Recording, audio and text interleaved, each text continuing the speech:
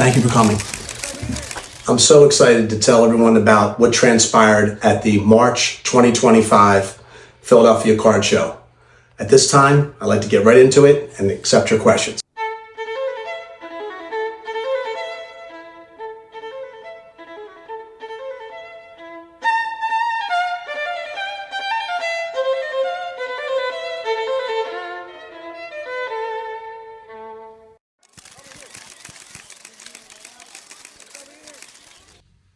Gentleman right there, go ahead.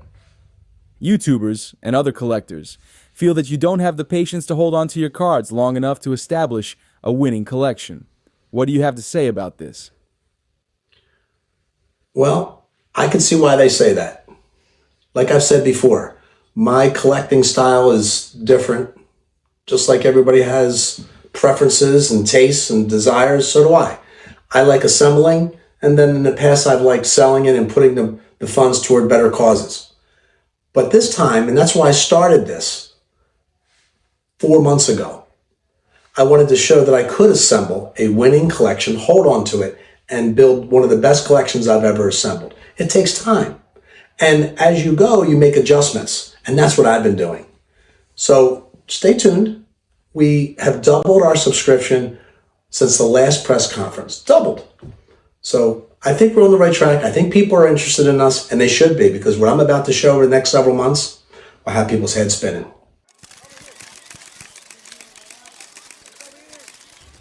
Lady in the back, your turn. Can you state for the record your philosophy on collecting now and moving forward into the future? Nothing's changed from the beginning of our season 4 months ago when I stated in our second show that I was looking for centered cards with great eye appeal. That philosophy has never changed, and it never will. I would like to go for cards with higher grades that exemplify the things I just said. Great centering, great eye appeal. How do you go wrong with that? That philosophy will never change.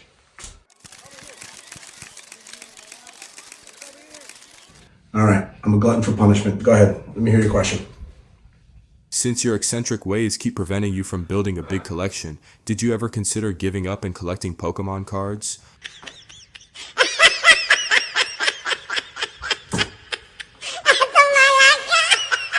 I have nothing against Pokemon cards. This is not a religion. There's a lot of ways to have fun in this hobby. This is athlete's picture on a piece of cardboard. It's meant to be fun. And that's what I'm trying to do with this. Trying to take the YouTube viewers on a journey with me as I assemble a collection. That's it. If I were to take those cards after I spent tens of thousands of dollars and throw them up in the air and do skeet shooting with them, which I would never do, that's my prerogative. I can collect any way I want, and there's no right or wrong way of doing it.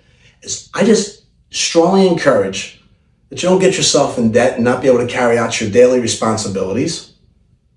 And have fun with it and collect whatever you want. I'm taking the viewer on a journey with me. You're welcome to come if you don't want to come. There's many other channels you can go watch, which a lot of great ones out there. But I will say, this is not the first time I've seen you be mean-spirited in asking a question. So what I would say to you is this. I firmly believe that if you took your brain and put it in a bird, the bird would fly backwards. That's what I'm saying. I'm ready for the next question, please. I hope it's a lot better than that one.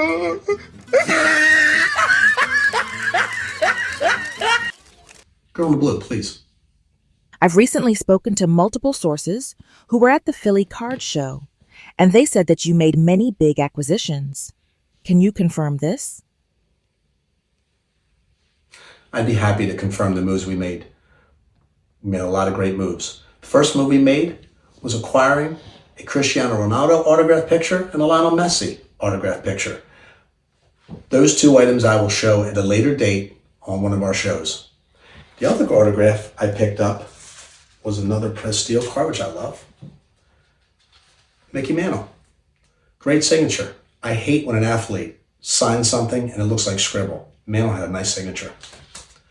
The next move was a incrementally small improvement, but nonetheless, it was an improvement.